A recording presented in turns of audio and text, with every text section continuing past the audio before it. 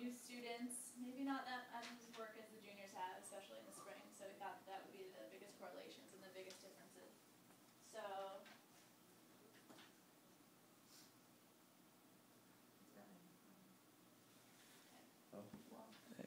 this is our histogram, and we judged this based on a scale of 1 to 100 because we thought that would have the most detail and the most results. And then here is the number of students, and here is the level of happiness from 1 to 100.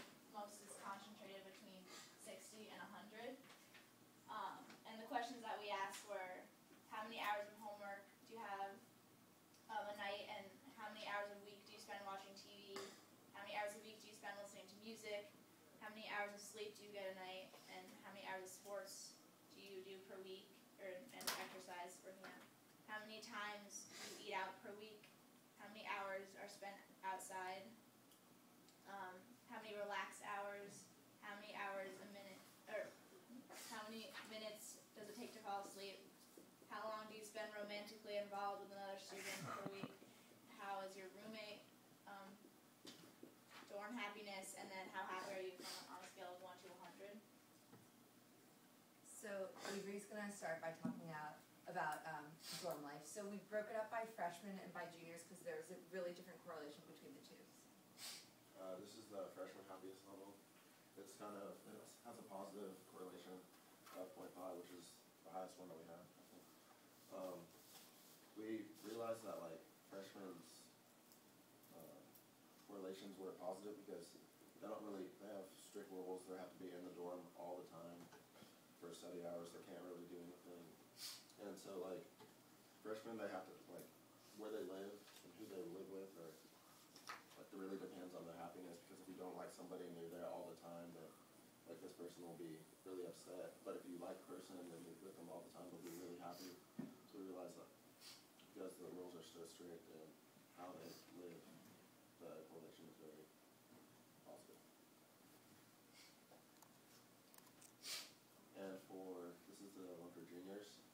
It's kind of not as positive correlation because the rules aren't as strict. Like on weekdays, it's 7:30 to 9:30. You can be in the library. You don't really live, or you're not really in the dorm for all the time. You can go to the library. Some people break the rules, go into town, do whatever.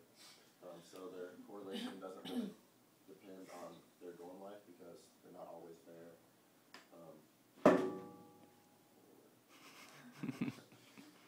They're not always there for most of the time, and it's just not really a correlation.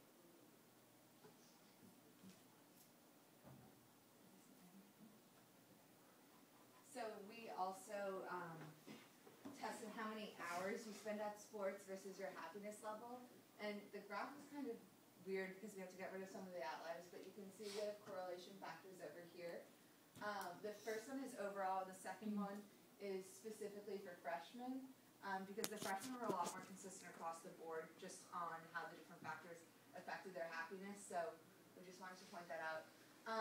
The correlation factor was positive in this case, which means that it hints to the idea that more hours spent committed to sports would make you happier and have higher levels of happiness. And you can see that kind of because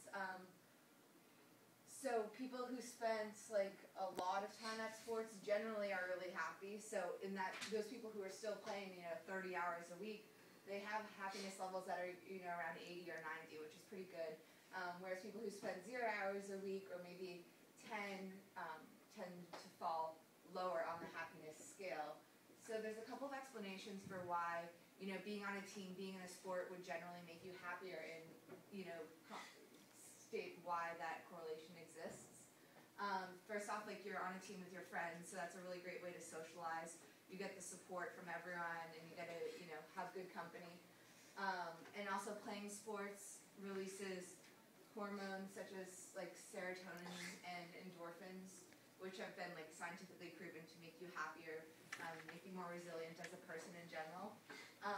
Sports also help your confidence. Like if you're playing games, you're playing well, or even just like picking up new skills, like that's always a good thing. And also it works as a really healthy distraction.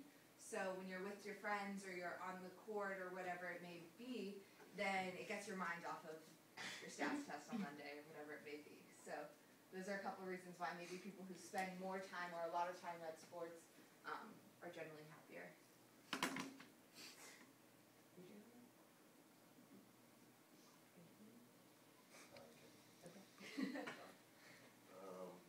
This is hours spent on homework, which is the negative. It has a negative correlation, which means that it doesn't really matter how long you do your homework. This is like all over the place. People that have 0 hours of homework tend to be happier, but like also when they have 8 hours of homework, happiness is like around the same area, so it doesn't really depend on how much homework they have.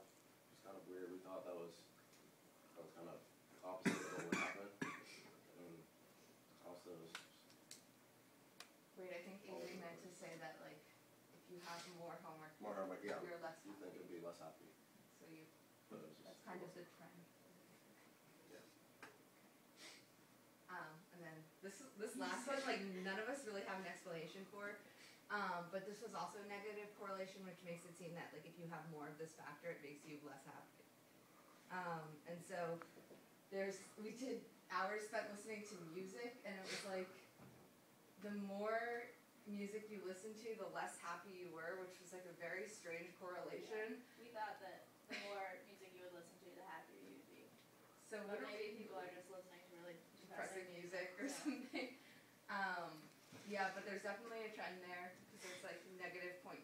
So apparently music doesn't make you happy, or maybe it's withdrawing from their academic work or something like that. But yeah, that was a really weird result. But statistics are statistics.